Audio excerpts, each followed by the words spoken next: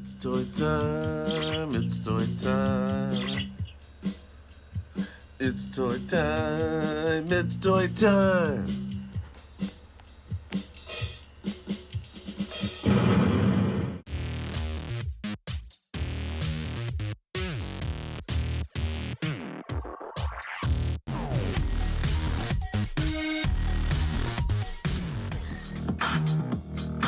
Trouble, trouble, trouble, trouble.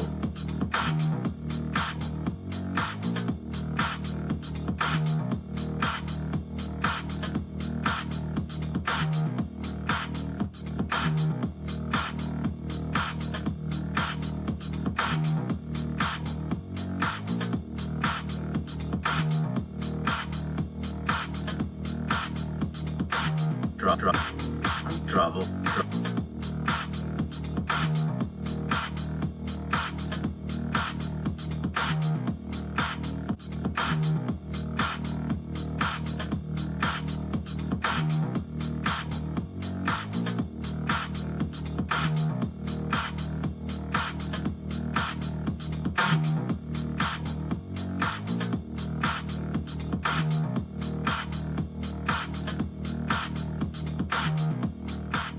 Hello and welcome back to Toy Time Studios. I'm Danny Martinez.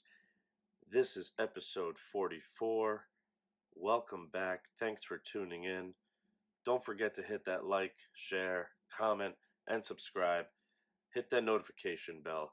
Make sure you get all your notifications so that when we go live, even though we took a little break, and that way when we go live or when we put up new videos, which we will be getting into frequently again, once we get this trilogy out of the way, you'll be notified instantly.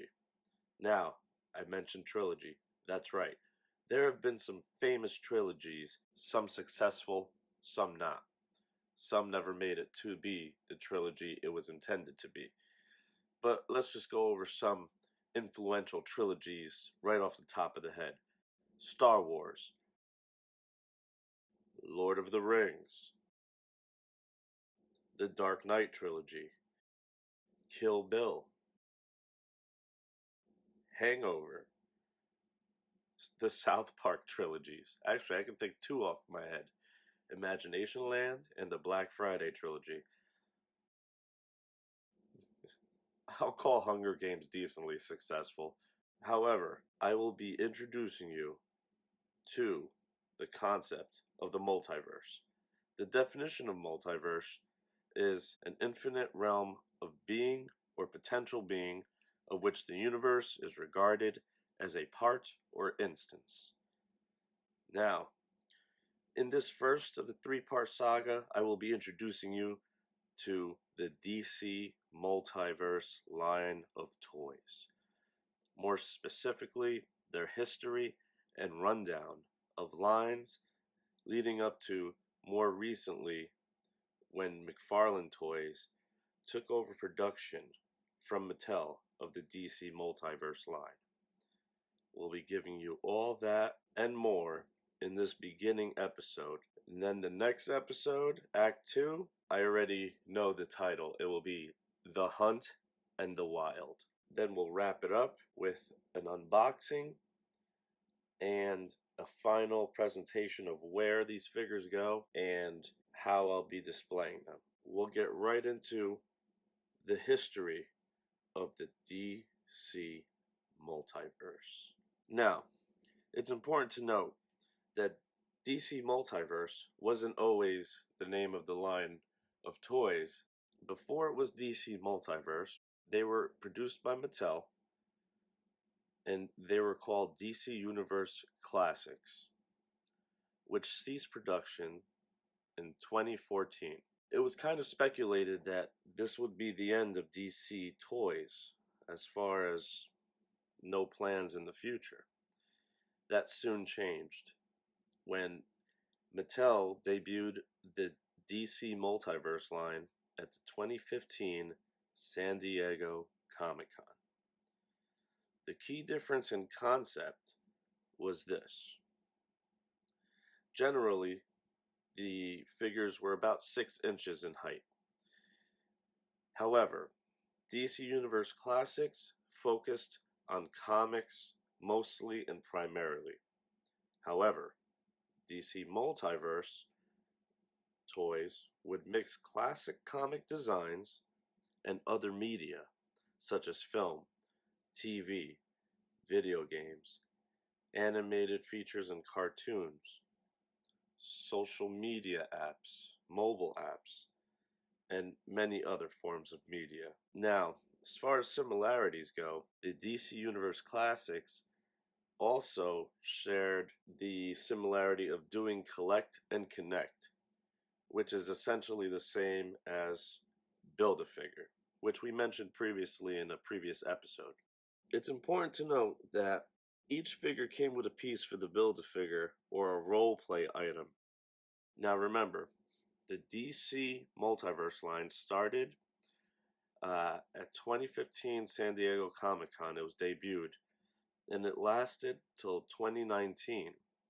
In February 2019, it was announced that Mattel lost the license to produce DC's toys and action figures, at which point McFarlane Toys had swooped in and scooped up the deal, signing with DC for 3 years. To hit shelves in 2020, McFarlane Toys would be up and rolling, and they went into full swing as soon as 2020 hit. Even through the pandemic and the shutdowns over time, the figures have still made their way out. He's diversified quite a bit with adding other things to his production schedule. However, the DC Multiverse line now has become increasingly and exponentially more popular since McFarlane Toys began producing them. Now, we mentioned McFarlane Toys. We'll get back to that in a little while. That's one of my favorite parts. However, we're going to go through the rundown very shortly to give you an idea of what the concepts were for each wave and how many figures were in each wave. So in 2016, they started off with the Justice Buster, which was made up of 6 figures. Then the next wave was New 52 Doomsday, which also was made up of 6 figures. Next up, we have the Grapnel Buster, which was a whopping 9 figures. Killer Croc from Suicide Squad, next up with 6 figures. That wraps up 2016. 2017, they decided to go with King Shark. That wave was 6 figures. Then Ares from Wonder Woman, which was 5 figures. I believe they started incorporating the movies with these. Especially with the Killer Croc one. That would be the first one, I believe. Next up, we had Rookie. That was 5 figures. And then Steppenwolf from the Justice League movie. 7 figures. Dr. Psycho. That wave was 4 figures. And then we rolled into 2018, which brought us Clayface, which was made up of 5 figures. Then you had Trench from the Aquaman movie. That was 4 figures. You had Lobo with 4 figures. Lex Luthor from DC Rebirth Comics, made up of 6 figures.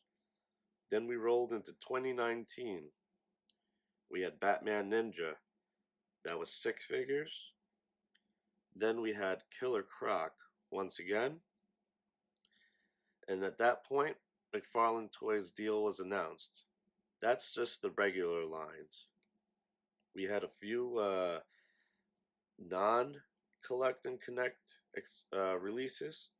There were 2 non-collect and connect releases in total, from what I could find.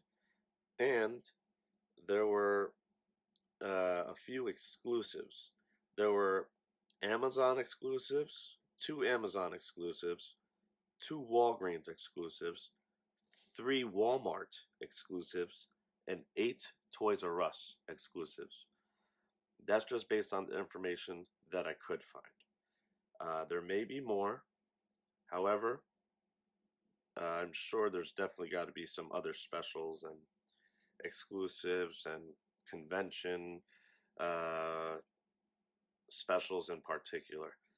However, that wraps up the history and rundown of the DC Multiverse figures from the beginning of their inception in 2015 up until 2019 and the acquisition by McFarlane Toys to produce the DC Multiverse figures.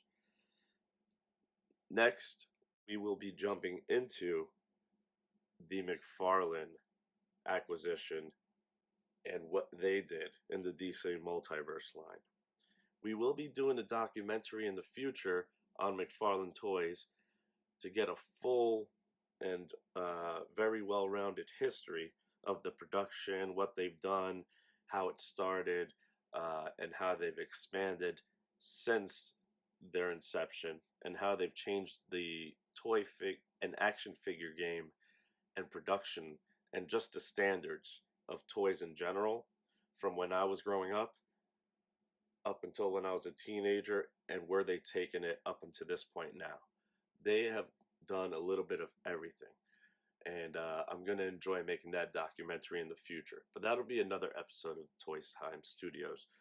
So thanks for tuning in. Thanks for staying tuned. I hope you learned something.